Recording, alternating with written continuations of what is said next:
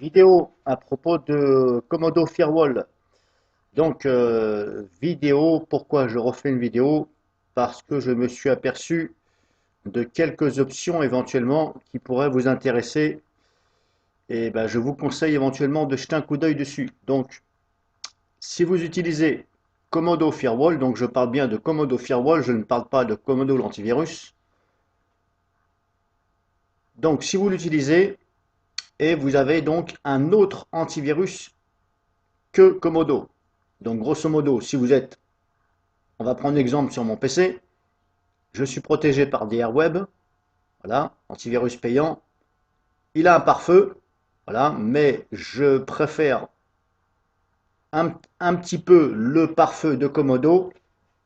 Alors, c'est pas que le pare-feu de DRWeb est pas bien du tout, c'est tout simplement que j'ai une petite préférence pour celui de Komodo parce qu'il y a la sandbox, voilà. Et bah, je me sers éventuellement de temps en temps de la sandbox. Donc voilà pourquoi j'ai désinstallé le pare-feu de DRWeb et j'ai fait place au pare-feu de Komodo.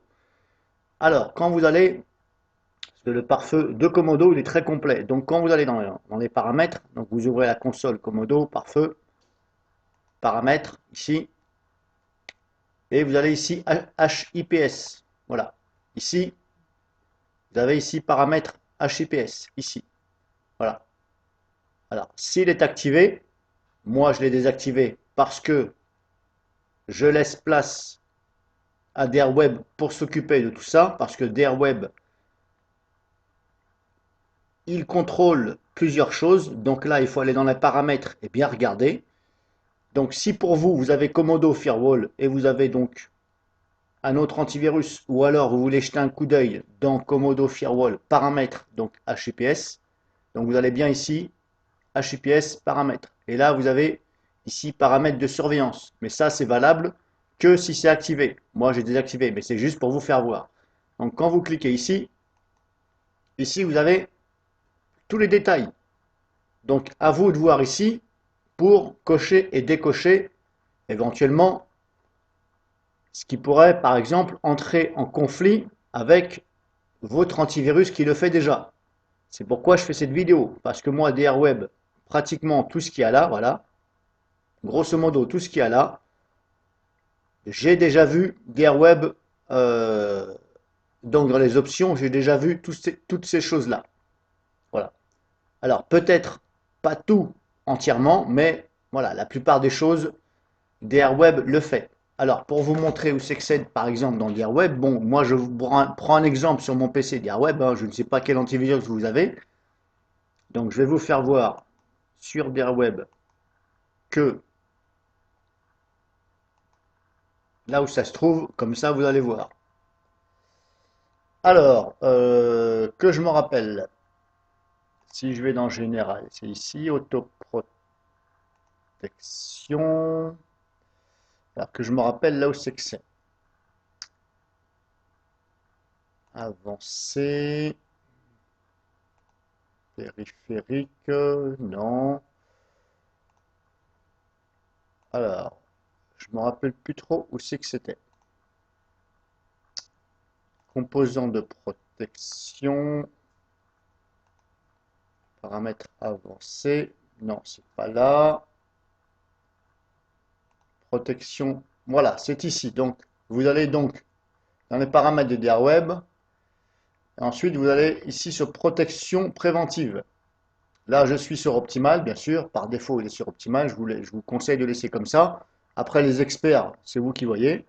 Ici, il y a marqué modifier le niveau de blocage des activités suspectes. Quand on clique dessus, vous voyez, ici, il y a déjà des choses qui sont déjà pré-réglées.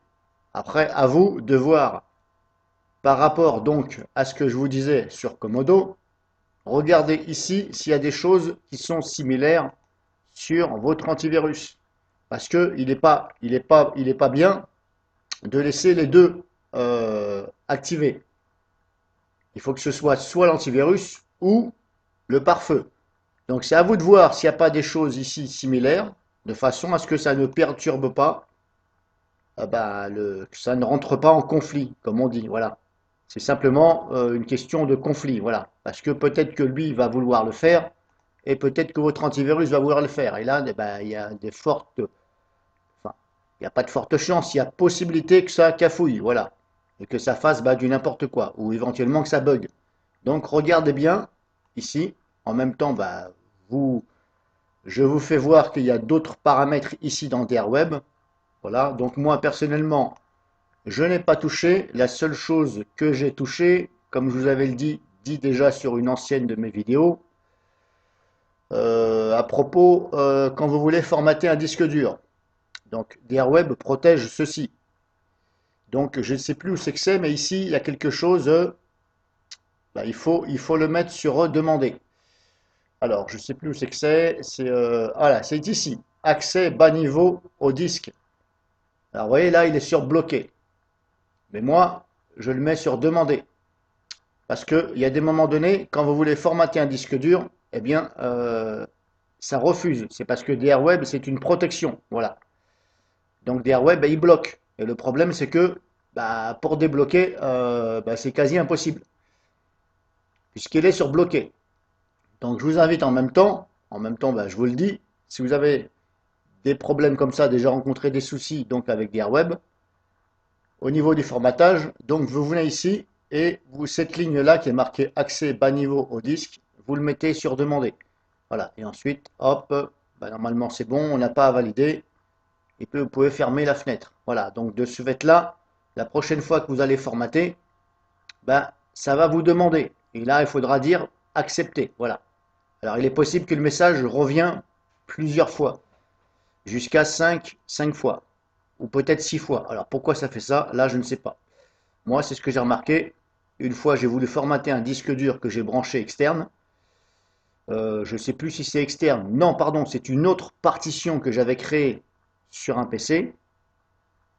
Et j'ai voulu formater cette partition et DRWeb m'empêchait. Et il a fallu que je clique sur le message. Oui, je veux accepter, accepter, mais le problème c'est que ça me l'a fait 5-6 fois et après j'ai pu formater. Alors pourquoi ça le fait au bout de 5-6 fois et pas la première fois? Là, je ne sais pas. Bref, c'est pas le but de cette vidéo. Le but de cette vidéo, c'est de vous faire voir ici qu'ils avaient des réglages ici dans les paramètres HIPS. Voilà. Donc faites pas de conneries. Si vous ne savez pas, ne touchez pas. Vous demandez éventuellement à un expert. Voilà. Parce que là, il y a des choses moi-même, je ne pourrai pas vous expliquer du tout. Voilà. Je ne suis pas un programmateur informatique pour vous dire exactement. Il y a certaines choses là, je ne pourrais pas vous dire.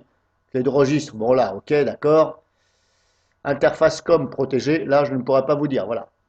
Donc, regardez éventuellement ici. Et n'oubliez pas de cliquer sur OK, sur toutes les fenêtres. Voilà, celle que je viens de fermer éventuellement là. Vous avez vu, j'ai cliqué sur OK. Et là, vous cliquez aussi sur OK. Ne fermez pas, parce que sinon, ça ne prendra pas en compte. Mais comme je vous dis, si ça, ce n'est pas activé, le HIPS, ça ne sert à rien de venir régler ici.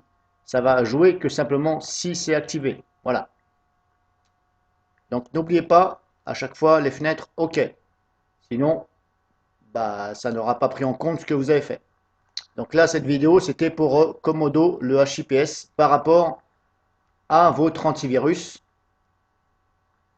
Regardez éventuellement dans les paramètres et régler tout ça.